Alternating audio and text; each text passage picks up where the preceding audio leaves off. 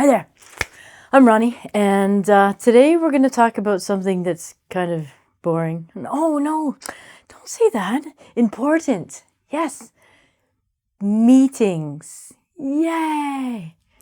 So you can have business meetings, you can have staff meetings, you can have meetings with your friends, and no, that isn't a meeting. That's fun time. So whether you're doing business or staff or work meetings online or in person, I'm here to help you build your confidence while doing these scary meetings in English. Now, I know it's difficult. Why? Because English maybe is not your first language. So through all this, I want you to remind yourself, and this is, if you take anything from this video, take this. English is not my first language. So, any mistakes that I make in the meeting, that's cool. It doesn't matter. I don't care.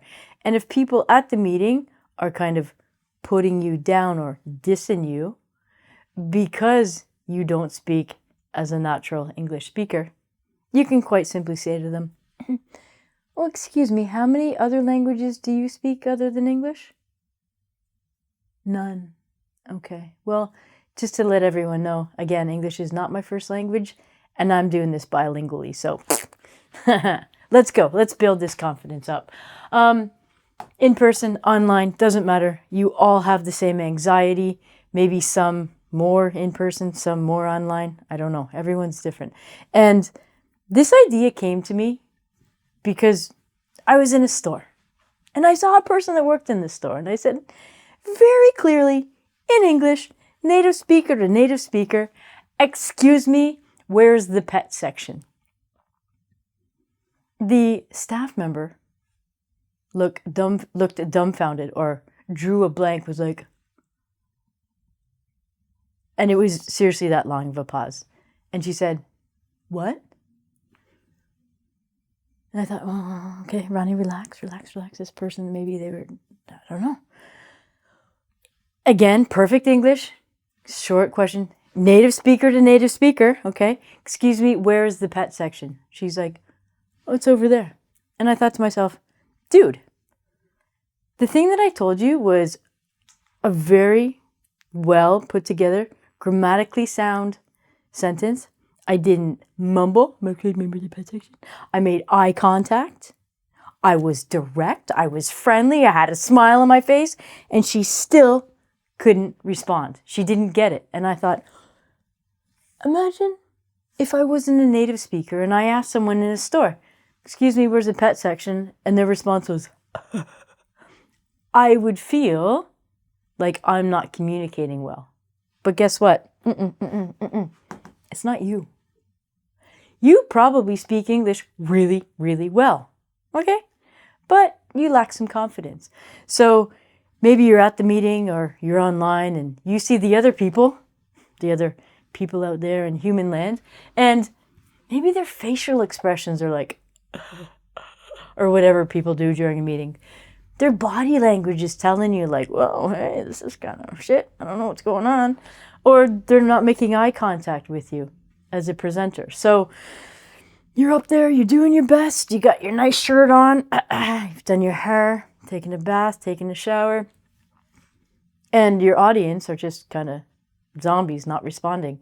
You think it's you, don't you? You think, oh my God, this presentation's terrible. I can't do it. No. Okay, but guess what? It's not you. Maybe these people are just like, I don't know. They're doing other things. Their minds are other places. It's like, oh shit, what do I need to pick up for dinner tonight? What did I eat for lunch? How many points do I have on my card? Don't worry about the other people. Worry about yourself. And if you think that people don't understand you, ask them. Don't ever think, oh my God, no one understands. My English is terrible. You come straight up to those people and say, hello, are you live? Yeah, okay. Do you need me to explain this more? Did you not understand what I said to you? In perfect English, by the way, thank you. And you'll probably discover that people understood you, your English is amazing, your presentation was great, and they're just bored because business meetings are pretty boring. You're like, can you just not send this in an email? As I look in my invisible watch. Because, okay? So, I never want you to think it's you. I want you to be confident, and I want you to know you're doing your best, you're doing a great job, and you're going to kick ass at this meeting, okay? You can do it. So, I've written on the board, speak. Share your wonderful ideas. And you say, Ronnie, easy for you. You speak English. I do, and so do you. But you were hired for a reason, okay?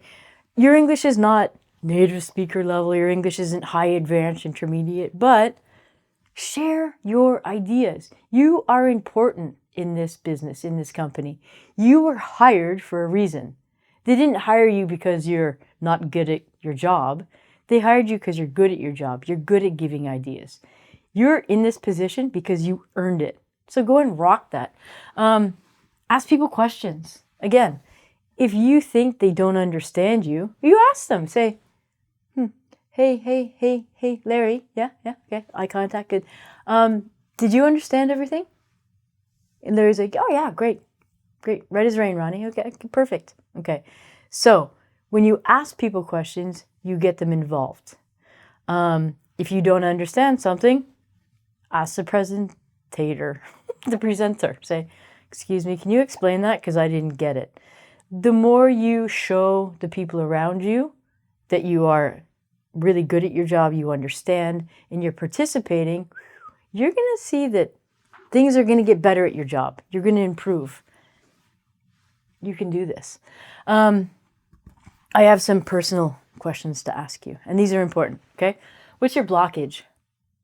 What prevents you from being your wonderful, amazing self in business meetings and staff meetings and other meetings? Is there a person? Oh, there's that one guy who just pisses you off and he looks down upon you, or she is such a bitch to you. Do you know what? Forget them.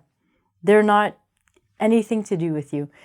And you have to go, oh, do you know what? I don't like Larry. Larry is always picking his nose when I'm speaking. So you have to ignore them, and you have to think, do you know what, Larry? Lava. Focus on the other people. Focus on the people that give you good energy and good vibes. If you focus on the negative, you're not going to do too well. So ignore that nose-picking Larry. Get a Kleenex, buddy. Technology. Skype. Does anyone still use Skype? I do. Zoom. Google Meet. Microsoft Teams. Web. Okay. So you have all these apps, all these different things, and maybe you're a little bit nervous with the technology in the meeting. Okay, normal. That's cool. Turn your camera off. Yes. Well, I don't know how to work this. Or put it on mute. Technology can be kind of difficult for some people. So, if someone's struggling, help them out. Say, hey there. Do you need help with your stuff, your camera there? Because it's, we can see your underwear. Just lift the camera up. Be nice to people. Help people. Lift people up in your work. They'll lift you up too, maybe. Why don't you participate in the meeting, right? This is like, I already told you to speak and ask questions, but ask yourself, oh, damn.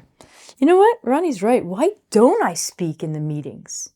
Well, probably your meetings are boring. Yeah, they're just like, oh, this is so boring. But maybe they're not boring and you are just shy, or probably you're afraid to make mistakes in English. So I can only tell you, try.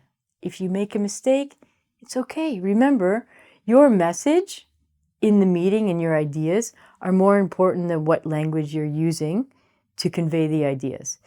We're not all English teachers in the meeting going, oh, she's splitting the infinitive. People are just like, oh, what's this person's point? I gotta pick up the dry cleaning. I'd like a cookie. Deliver your point. Ask people if they understand it, and rock the meeting. Share what you're good at, because you're there for a reason. Yeah, it's kind of boring still. So boring.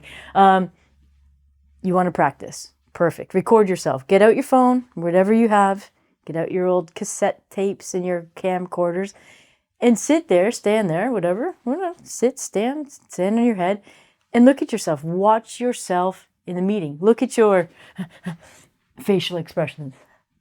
Look at your body language. Look at your eye contact and try to improve that. Once you've improved this, your confidence is going to grow. And practice. You have a big presentation. You've written it. It's great. Practice saying it. Just jump up in the bowling alley and be like, everyone, I have a conversation I'd like to talk to you about at my business meeting. Everyone's going to be stoked. Stop bowling. It'd be great. And I can't stress this enough. This is your chance. This is your opportunity. You've gotten this far in your job. Okay? You're working. I don't know where you work. Where do you work? Yeah, good. Okay. So you're working at this company. Your person, whoever, your boss, your manager, hired you for the job. All right? They know you can do it.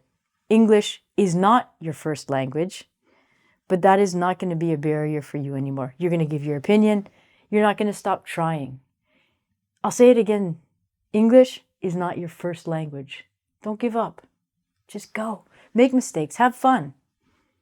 Grab a coffee and grab me a donut. I want a glazed purple unicorn glazed donut in the meeting. Please, thank you. Boost your confidence, get a sugar rush, and kick ass at your next meeting. I'm Ronnie. Bye-bye.